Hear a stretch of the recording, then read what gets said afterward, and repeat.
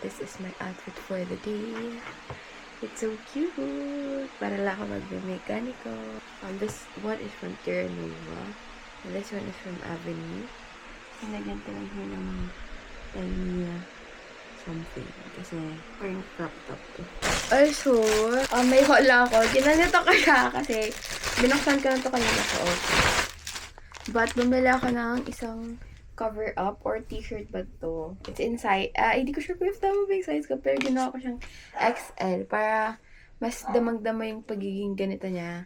And then I also bought brushes from Maangge. Ito blush brush. Ito feel ko concealer brush. And ano pa ba? Ito feel ko contour brush. Gonna grab this opportunity na hindi pa umuulan. Let's go. See? It's about to rain again.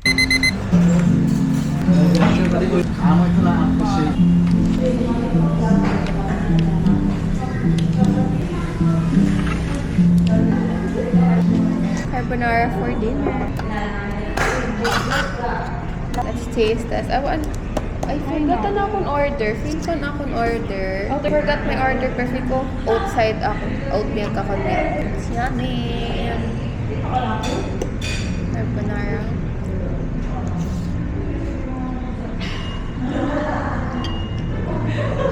It's so yummy.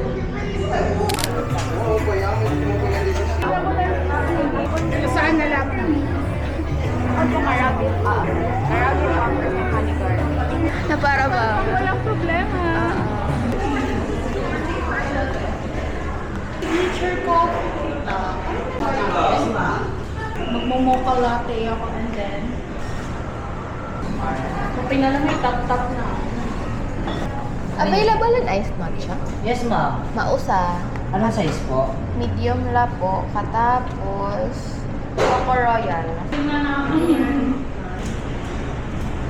Pare ko naka-videoan ko baga kata nag-graduation picture.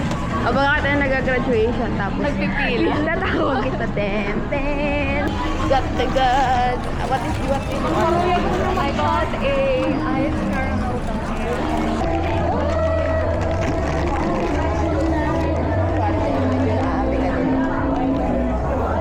iced matcha. Yung iced matcha ang dami. mataba talaga yun.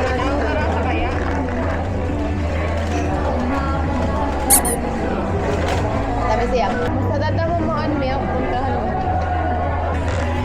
Nakatilaw na na ako nila mo pa. Great. Oo, mataas. Grade 1 to 10. 11. Mga 8 lang. Honey garlic. Red na ako. Oo.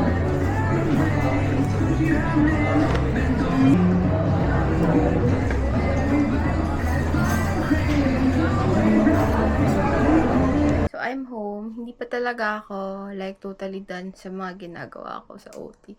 Pero di ko na talaga kaya, sis. Like, inaantok na talaga ako. I thought makawala yung antok ko nung bumili ako ng iced matcha. Yung bagong iced matcha ng Dunkin'. But it turns out, hindi naman pala siya masyadong hindi siya effective at all. Tapos, as in, grabe na talaga yung mata ko. Teary-eyed na siya kanina habang nag-work ako. Tapos, hindi na nag-flow yung brain ko. So, sabi ko, sige na, uwi na ako. Kasi at 3, I'm gonna have pickleball ulit with my workmate. So, maghahanda na lang ako para dun. Go, Ate Rai! Nice, nice, nice. Nice ata. Go Team Pierce! Go Team White!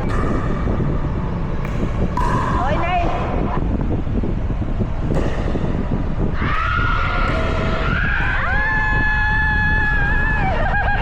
Sige, ginuuhaw na talaga ako. Sige, bye-bye. Kati lang. Water break.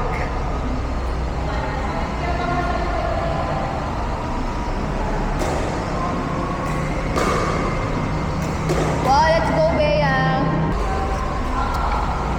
Cheers.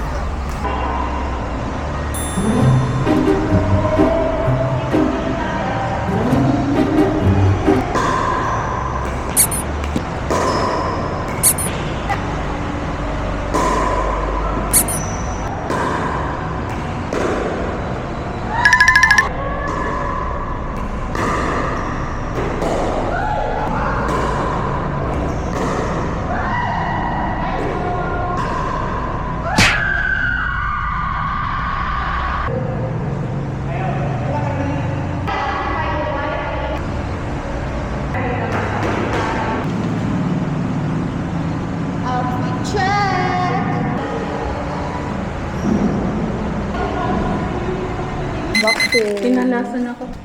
Thank you, Ma'am Rochelle. That's from Japan yan. Japan, yeah. Wow, anong Anello. Anello in pink. Oh. Ano kaya ang shade? Anong shade ani mo, sis? Papresla ba ka? Usala ito. Ma'am, pumili ka travel para may kami pasalubong. Oh, Roto number 2. Pwede na ako mag-what's in my bag kay may Roto na ako. Fairness ako. Mas marasa na yan. Pero mga nasisi talaga kung wala ako nag-rice. Hindi ko alam ba't hindi na-charge tong phone ko. Ay, tong camera ko. Kasi kanina pa to nandito sa kwarto. Like, as in, kanina pa.